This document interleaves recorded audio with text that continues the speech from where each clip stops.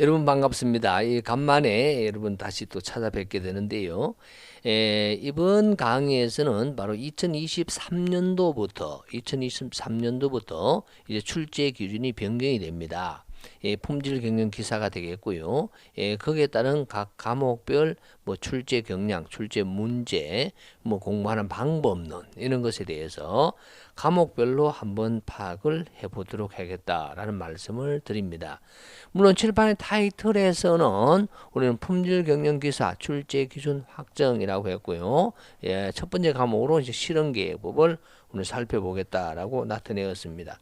자, 화면을 띄우면서 여러분 보시게 되면 이것은 이 큐넷에서 출제 기준이 나온 내용을 여러분 이제 분석 처리를 하였습니다.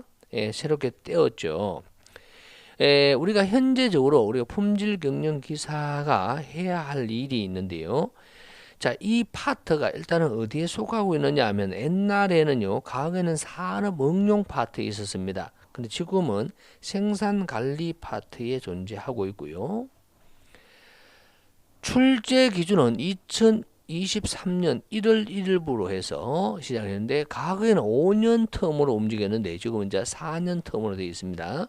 바로 2026년 12월 31일까지 이것을 시행을 해보고 만약에 좀 더 좋은 발전 방법이 있다 그러면 우리는 변경하겠다 이런 말이 되겠죠.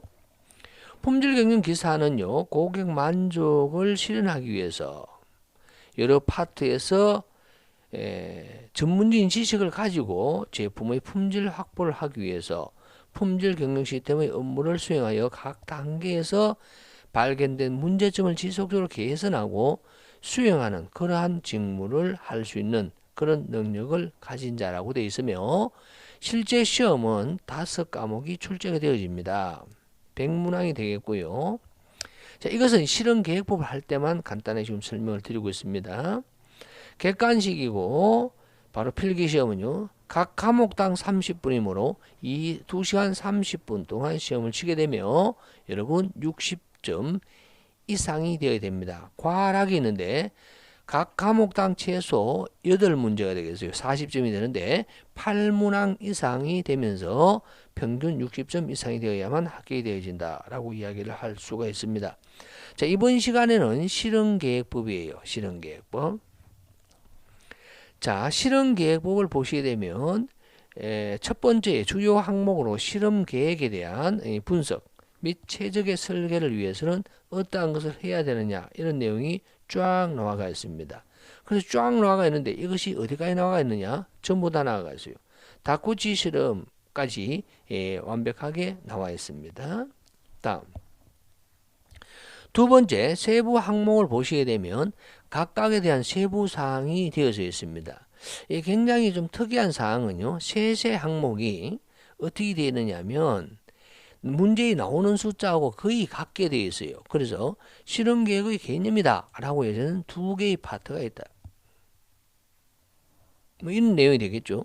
그 다음에 요인 실험이다. 옛날에는 뭐 1원 배치, 2원 배치라고 하는 그런 거였는데, 그런 요인 배치법입니다. 그래서 이것을 1원 배치, 2원 배치 이런 용어를 사용하지 않고요. 1요인 실험, 2요인 실험. 물론 교재는 다 그렇게 제 교재에서는 수정이 되어져 있습니다. 자, 이렇게 해서 총 6개의 세세 항목이 있습니다. 그래서 각각의 문제에서 한 문제가 나온다 이렇게 볼 수가 있는데요. 그럼 6문제가 돼야 되잖아요. 그럼 얘는 5문제 정도 볼 수 있을 것 같아요. 대비와 직교에서 한 분에 한 문제, 그럼 계수 데이터 분석에서 한 문제. 분할법에는 단일 분할법과 지분 실업법으로 나눠지거든요. 그래서 2문제가 되어 있고요. 자, 이렇게 해서 바로 다쿠치 실험계획까지 해서 총 다쿠치 실험계획에서는 한 문제만 나옵니다.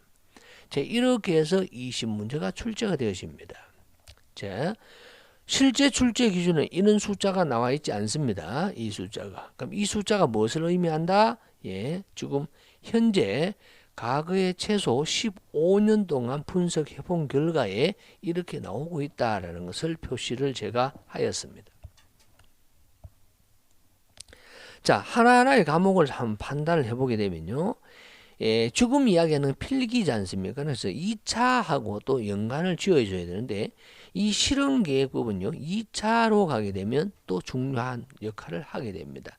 자, 기본적으로 2차에서는 몇 점 정도를 해당되냐면 한 20점이 해당된다. 이렇게 이야기를 할 수가 있습니다. 한 20점. 나름대로 뭐 한 과목을 충분히 차지하고 있다라고 이야기를 할 수가 있겠죠. 좀 많이 나오면 30점까지 취득을 할 수가 있겠습니다만 기본적으로 한 20점 정도 보는 게 맞을 것 같습니다. 20점 정도. 과목별 설명을 먼저 드리면 제일 먼저는 실험 계획의 그냥 일반적인 정리가 나오게 됩니다. 일반적인 정리. 이것을 아주 디테일하게 표현을 한다 그러면 상당히 좀 힘든 부분이 없지 않아 있는데 그래도 간단하게 한번 설명을 드리면 실험 계획을 하는 이유가 있겠어요. 실험 왜 하죠? 라는 거예요. 실험을 하는 이유는요. 어떤 최적 조건을 찾기 위해서 실험을 하게 됩니다. 그래서 기본적으로 우리가 실험계획법이 하는 일은 이런 거예요. 집단이 한 개 있다. 이 한 개의 데이터의 집단의 뭐 평균이나 산포가 변하였는가 이런 걸 했을 때 바로 검증과 추정을 행하게 됩니다. 그럼 이런 경우는 한 개가 있을 때는 어느 파트에서 할 수가 있느냐면 공업 통계 파트에서 이룰 수가 있습니다. 우리는 원하는 목적이 있어요. 그래서 공업 통계에서는 다시 설명을 드리겠습니다만 만약에 하나의 집단이 평균이다 라고 하면 정규분포 아니면 시그마가 미지이다 그럼 T분포 이런 식으로 나오게 되겠죠. 자, 그렇게 해서 조치를 하게 됩니다. 그럼 집단이 만약에 두 개다 라고 하면 공업 통계에서 할 수 있습니다. 좀 복잡하지만 할 수 있어요. 만약에 그것이 분산이다 라고 이야기하면 F분포이고요. 집단이 하나인 경우는 카이 제곱 분포를 사용하죠. 카이 스퀘어 분포를 사용을 하게 됩니다. 집단이 두 개의 산포에 대한 것은 F분포 아니면 평균치다. 똑같이 시그마가 기지이면 정규분포, 시그마가 미지이면 바로 T분포를 사용해서 처리가 가능합니다. 산포가 되든 중심이 되든 간에요. 바로 3개의 데이터 이상이 되면 어떻게 됩니까? 집단이 3개 이상이 있는 경우는 공업통계에서는 해결이 불가능합니다. 해결할 수가 없어요. 그래서 나온 거예요. 그래서 나온 것이 바로 실험계획법입니다. DOE가 되죠. 실험계획법. 실험계획법에서는 검증을 먼저 행하게 되고요. 거기에서 최적 조건이 뭐냐?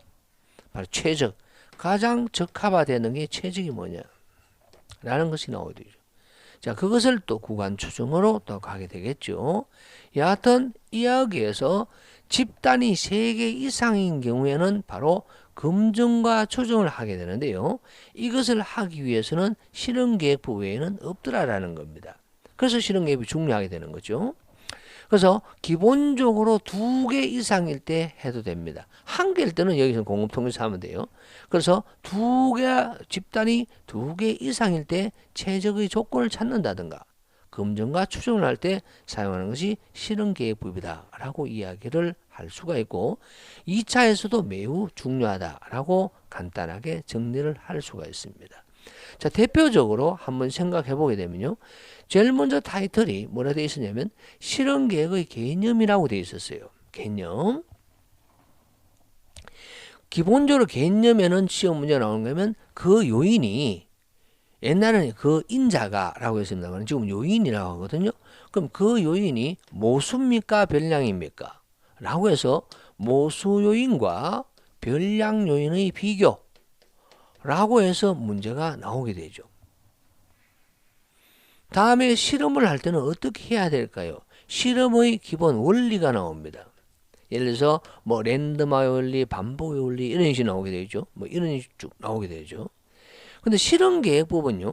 제가 봤을 때는 굉장히 만점을 맞을 수 있는 품질 경영기사에서 20점을 다 맞을 수 있는 유일한 과목이다. 이렇게 이야기를 할 수가 있습니다. 근데 이것이 계산의 유형이다 보니까 실질적으로 이해가 안 되시는 분은 전부 다 꽈락이에요. 그래서 이것이 체계만 잘 잡히면 완전히 20문제를 다 맞출 수가 있는데 실질적으로 기초가 안 되어 있는 분들은 거의 빵점에 가까운 그런 불상사가 생기더라. 이렇게 이야기를 할 수가 있습니다. 그 다음에 이 모수유인 변량론에 그래서 실험을 하게 돼요. 그러면 에라가 나옵니다. 오차가 나오죠. 오차. 그래서 뭐 오차의 특성 이런 내용들이 나옵니다. 그래서 여기서 문제가 두 문제 정도가 나오는 것은 모수와 변량 요인 이는 무조건 나오죠. 다음에 실험 계획의 기본 원리 또는 오차의 특성 또는 실험은 어떻게 해야 될까요? 라는 그런 계산적인 문제라기보다도 수리기적인 문제라기보다도 말로 하는 언어적인 표현 이런 것들이 문제가 두 문항이 나온다. 이렇게 이야기를 할 수가 있습니다. 예, 그 다음에요. 지금 화면을 안 띄우는 게 약간 찝찝한데요. 그래서 두 문항이에요. 자, 그런데 우리가 요인 배치법이라 하는 요인 실험을 가지고 한번 해보도록 하겠습니다.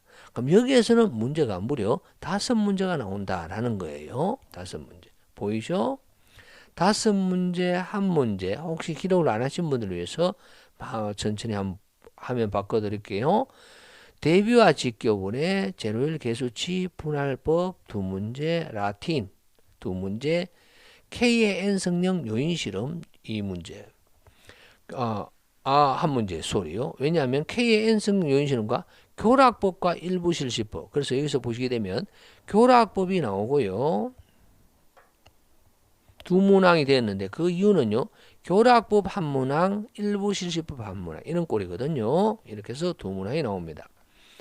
직교별표에도 2수중계가 있고 3수중계 그렇게 해서 두 문항이 되고요. 회귀분석은 야는 공업통계하고 동일합니다. 공업통계하고 중복이 된다라고 해야 되겠죠. 이렇게 해서 한 문항이 나오게 되고 바로 2차 실기에서는요. 닭구찌는 안 나와요. 2차에서는 다른 것은 약간씩이나마 다 2차하고 다 연관이 있습니다. 이 세부 항목 1에서 바로 10번까지는 전부 다 실기하고도 유사성이 있습니다. 그러나 11번이라는 닭구찌는 실기에서는 나오지 아니한다 라고 이야기를 해드릴게요. 간단히 좀 드릴게 좀 낫죠? 다음 제가 1요인 실험에 대한 것을 요인 실험에 대한 것을 한번 하도록 하겠습니다. 요인 실험, 요인 배치법이 되어 있었고요. 5문항이 나온다라고 했어요. 왜 그런지 한번 볼까요? 1요인 실험, 2요인 실험, 3요인 실험. 야를 다요인 실험인데 그것을 3요인 실험 이상을 다요인 실험을 하거든요. 그래서 4요인, 5요인 될 수 있습니다만 3요인 정도로 생각하면 됩니다. 그럼 이렇게 해도 문제가 3문제밖에 안 되는 거죠. 그런데 왜 5문제나 될 수가 있느냐 하면 1요인 실험에는 야가 모수 모형이에요? 변량 모형이에요? 요인 하나가. 또 거기에서 조건이 같아요? 달라요? 즉 반복이 일정해요? 반복이 일정하지 않아요? 이렇게 막 구분이 되는 거죠. 그럼 4등분이 되어버리죠. 벌써. 야는 더 웃깁니다. 둘 다가 모수예요? 하나는 모수고 하나는 변량이에요? 라고 하는 것이 나옵니다. 그게 난계법이에요. 둘 다가 모수예요? 라고 하면 모수 모형이에요. 둘 다가 변량 모형이에요? 이런 건 시험 문제 없습니다. 다시 여기에서도 결척치가 존재하면 어떻게 돼요? 또 나오죠. 결척치. 다음에 야에 대한 똑같이 검증과 추정, 검증과 추정이 나오겠죠. 다음에 반복이 없는 이 요인은 이렇게 되는데 반복이 있는 경우는 있어요. 또 반복이 있는 경우는 모수 모형이에요? 혼합 모형이에요? 이렇게 나오는 거예요. 반복이 있는 게. 그럼 나타나는 요인에 여기서 교호작용 A 곱하기 B가 존재하게 되는데 이런 형식으로 되다 보니 좀 더 복잡해지는 거죠. 근데 이 모든 것들이 기본은 뭐냐? 바로 야입니다. 1요인 실험입니다. 기본적으로 1요인 실험에 대해서 명확하게 알게 되면 2요인과 3요인 무엇이라도 굉장히 쉽게 접근하실 수 있다 라고 말씀을 드리죠. 물론 3요인 실험은 전체적인 것이 나오는 것이 아니고 기본적인 어떤 뭡니까 정의적인 개념으로 시험 문제 출제가 되어집니다. 그래서 교재에 없는 제교재에 없는 문제는 하나도 없다라고 이야기를 할 수 있습니다. 이 실험계획법은요. 뒤쪽 부분에도 여러 가지가 이제 이야기를 해드릴 게 많이 있겠습니다만은 이 정도 형태를 이야기하도록 하고요. 문제는 자, 첫 번째 제가 강조를 해드리는 것은 이렇게 좀 이야기를 한번 해보도록 하겠습니다. 문항수는 말씀을 드렸고요. 자, 첫 번째에 여기에서 실험계획법은요 2차하고도 매우 연관성이 있다. 첫째. 두 번째, 교재에 없는 문제는 한 문제도 없습니다. 한 문제도 없어요. 2차도 그렇고 1차도 그렇고요. 근데 2차에서는 교재에 없는 것이 나올 수가 있습니다. 뭐 직교 당식이나 이런 게 있거든요. 이런 것은 간연도 기출문제로 해결이 가능합니다. 그래서 20점을 다 맞출 수가 있고요.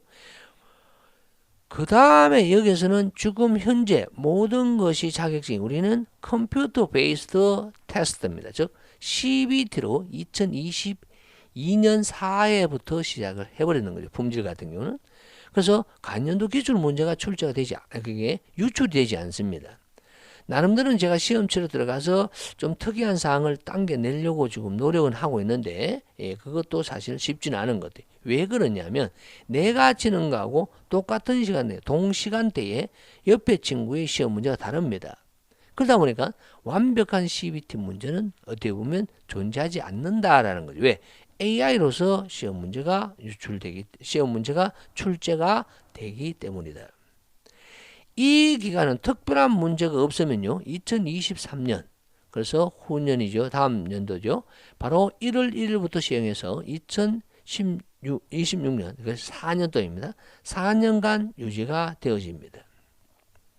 4년간. 자, 계속해서 좀 업그레이드 시켜서 만에 하나 특이한 사항이 나오면 CBT 문제에서 제가 시험지로 들어가 봐서 특이한 문제가 나오면 꼭 몇 문제라도 풀어드릴 수 있는 그러한 여력을 내겠다라는 말씀을 드리겠습니다.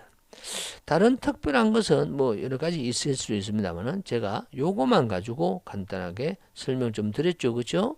예, 저 다음 또 기회에는 좀 더 또 다른 걸로 또 찾아뵐 수 있도록 그렇게 하겠습니다. 일단은 실험계획법은 실기에도 중요하다라는 이야기를 하고요.